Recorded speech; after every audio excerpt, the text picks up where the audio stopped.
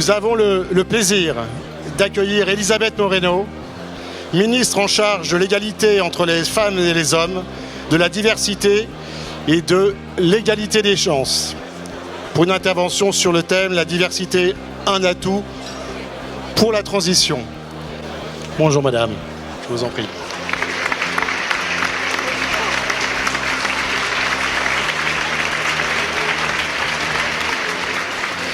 Bonjour à toutes et à tous. C'est toujours un peu périlleux d'intervenir alors que vous n'avez même pas fini de déjeuner, mais c'est un tel plaisir pour moi d'être avec vous aujourd'hui et malheureusement mon agenda ne me permettait pas d'être là à un autre moment que celui-ci. Donc je veux commencer par saluer Madame Brune Poirson, Madame la Ministre, qui je... Ah oui, ah Ravie de te revoir. Mesdames et messieurs, bonjour à toutes et à tous. Je me réjouis évidemment de participer à ce sommet à vos côtés aujourd'hui et je veux commencer par remercier Leaders League et le magazine Décideurs pour l'organisation de ce très bel événement. C'est un sommet qui, au-delà de son parterre prestigieux de panélistes que vous avez eu ce matin, s'intéresse à deux sujets à la fois fondamentaux pour notre avenir, mais aussi intimement liés, la transition écologique et la refondation de notre modèle social. Il était donc évident pour moi d'être avec vous cet après-midi et je veux, encore une fois, vous remercier pour votre invitation. Notre monde, bien au-delà des seules frontières de l'Hexagone, est en pleine transformation. Des transformations environnementales, sociétales, énergétiques, qui nous impactent tous et toutes, et par conséquent, il est important que nous y trouvions des solutions qui incluent toutes et tous. Cette crise agit à la fois comme un miroir grossissant et un catalyseur des inégalités. Révélées et aggravées par la pandémie, ces inégalités s'accroissent et pire, elles s'amplifient. Et au-delà des injustices individuelles qu'elles engendrent, mises bout à bout, eh bien, elles minent notre cohésion sociale. Et par ricochet, ce scandale des inégalités constitue, pour paraphraser Edgar Morin, un danger pour l'humanité. Danger auquel notre pays, malheureusement, n'échappe pas. Et ces inégalités, qu'elles soient réelles ou ressenties, sont devenues tout à fait insupportables dans notre pays. Peut-être plus qu'ailleurs, parce que l'égalité est au cœur de nos valeurs républicaines, eh bien, elle suscite l'indignation. Et d'une certaine manière, par effet domino, elle sape notre démocratie de l'intérieur.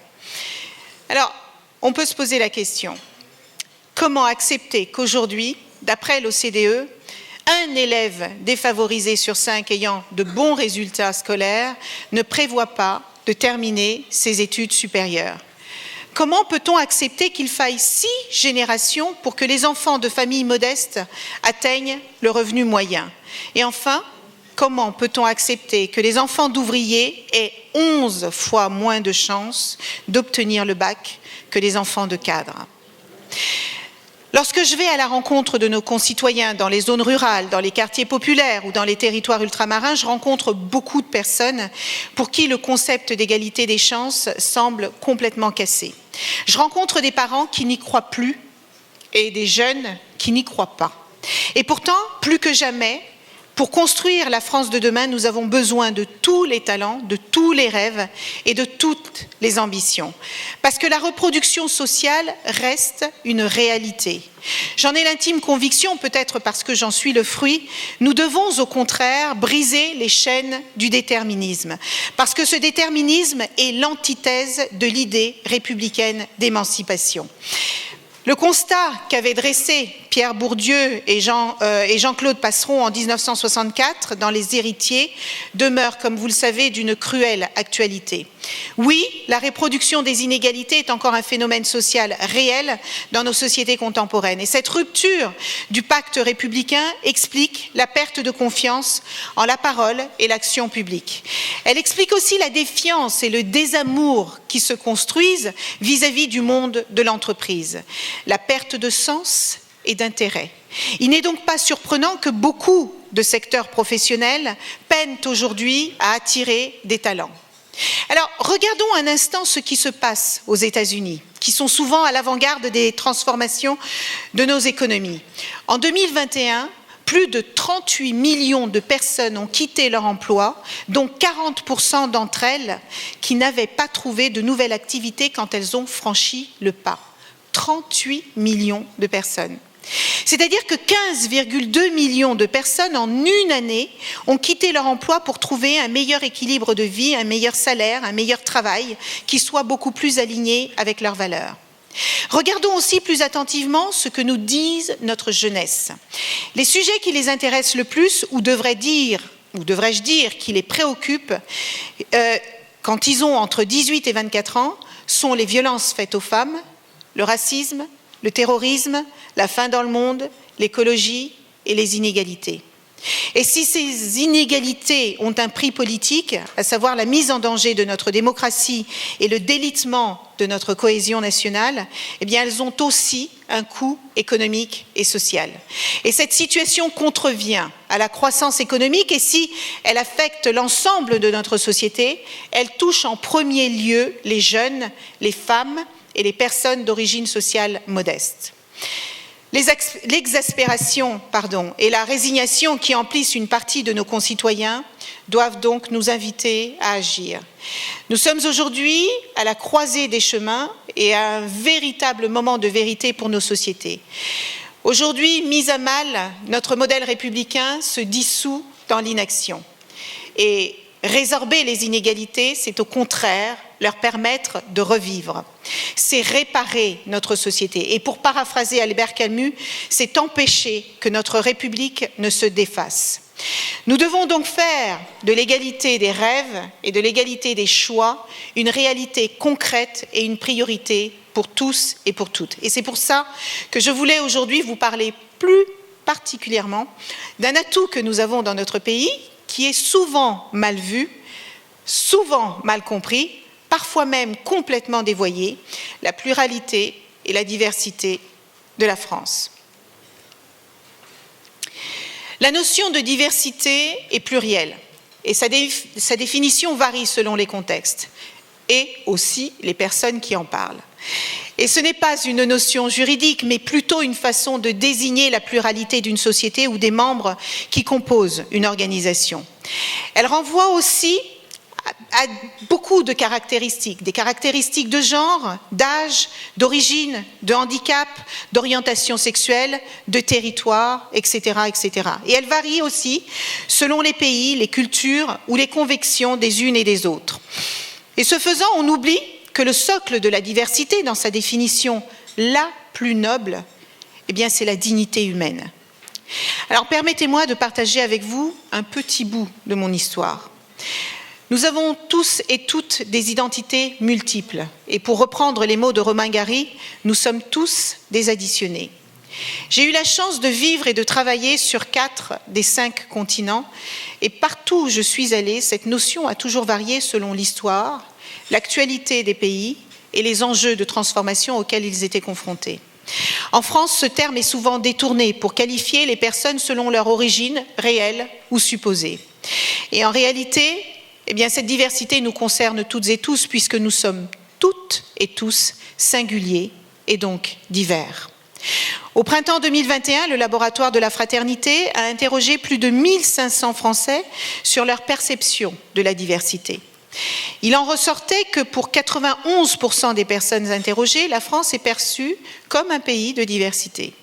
Et pour une très grande majorité, en l'occurrence 85%, la diversité est perçue comme une bonne chose.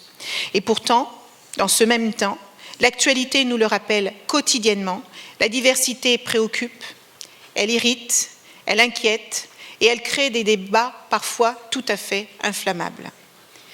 Certains Cassandres crient très fort et les esprits chagrins, enfermés dans leur passion triste, voudraient chloroformer la France dans une époque souvent fantasmée.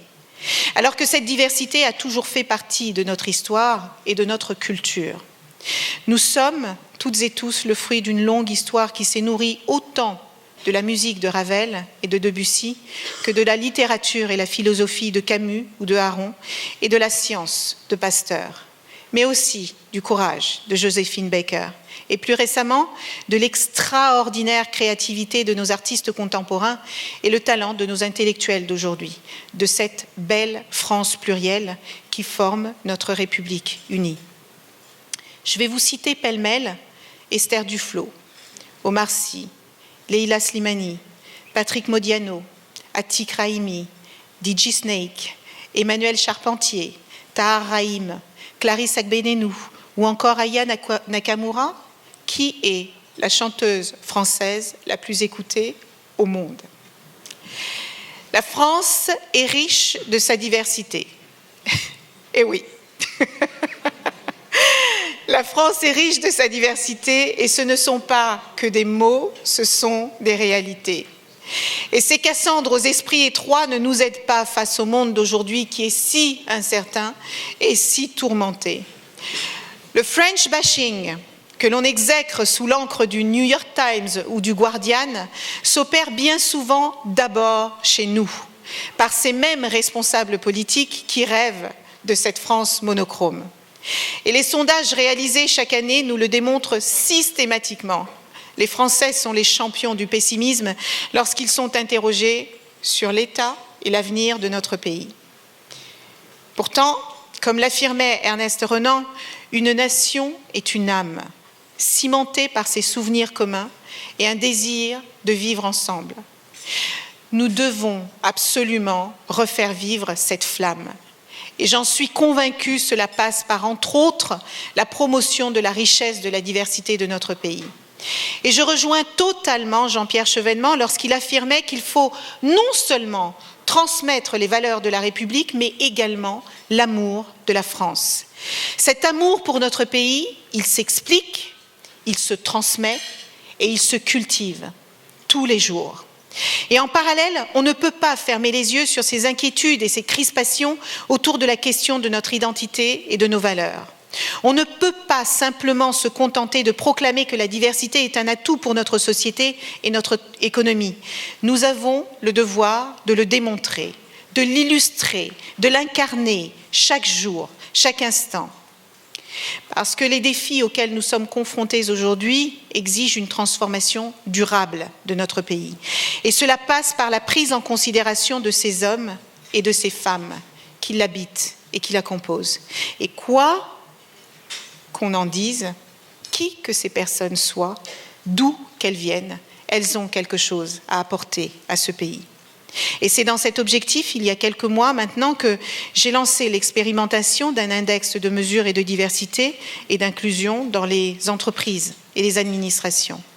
Parce que selon le Défenseur des droits, l'emploi est le premier domaine où s'opèrent les discriminations en France. Et le monde de l'entreprise, qui est un monde que je connais bien pour y avoir passé 30 années de ma vie, peut être un lieu où ces inégalités s'opèrent de manière consciente ou parfois totalement inconsciente. Et j'ai été particulièrement et positivement surprise par l'engouement qu'a suscité cette expérimentation. Nous l'avons testée avec 10 organisations volontaires. Mais il y avait et il y a encore chaque jour des dizaines et des dizaines d'entreprises qui nous demandent de pouvoir réaliser cette mesure avec leurs salariés. Nous avons envoyé ce questionnaire autour de la diversité des origines des personnes, origines sociales, origines culturelles, origines géographiques, à plus de 122 000 personnes, salariés du secteur privé ou alors agents de la fonction publique. Et nous avons obtenu plus de 38 400 réponses en 2 semaines.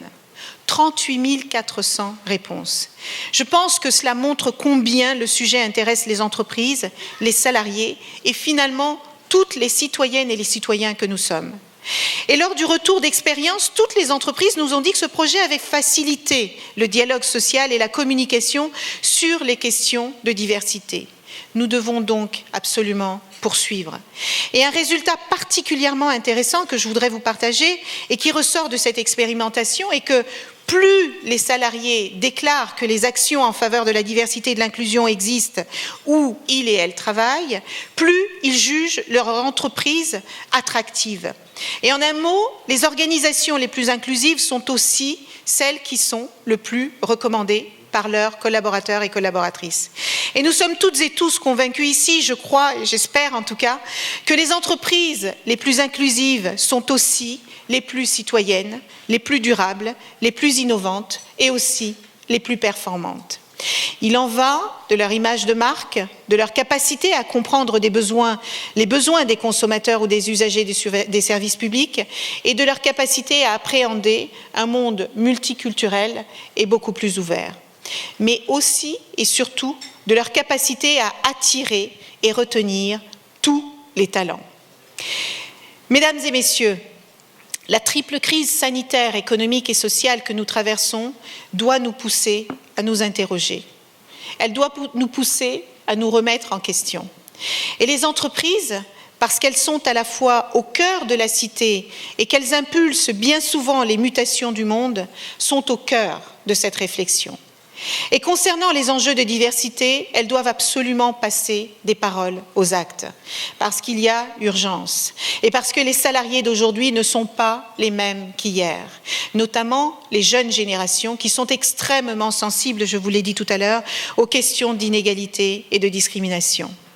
Agir concrètement pour la diversité, c'est changer notre regard sur l'autre et c'est reconnaître les compétences et les talents indépendamment de notre genre, de nos origines sociales ou culturelles, de notre orientation sexuelle, de notre âge ou de notre lieu de résidence.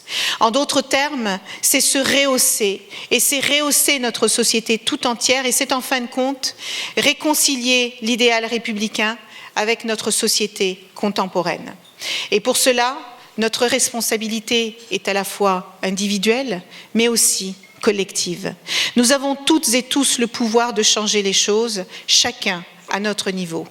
Et comme le disait Frantz Fanon, chaque génération doit découvrir sa mission, la remplir ou la trahir. À nous, mesdames et messieurs, de la remplir pour retisser les fils qui nous lient, pour bâtir un destin commun où tout le monde puisse trouver sa juste place. Et ce sommet s'inscrit pleinement dans cette ambition et je tiens à vous en remercier très chaleureusement, non seulement de l'avoir organisé, mais de m'avoir permis de vous partager ces quelques mots. Merci.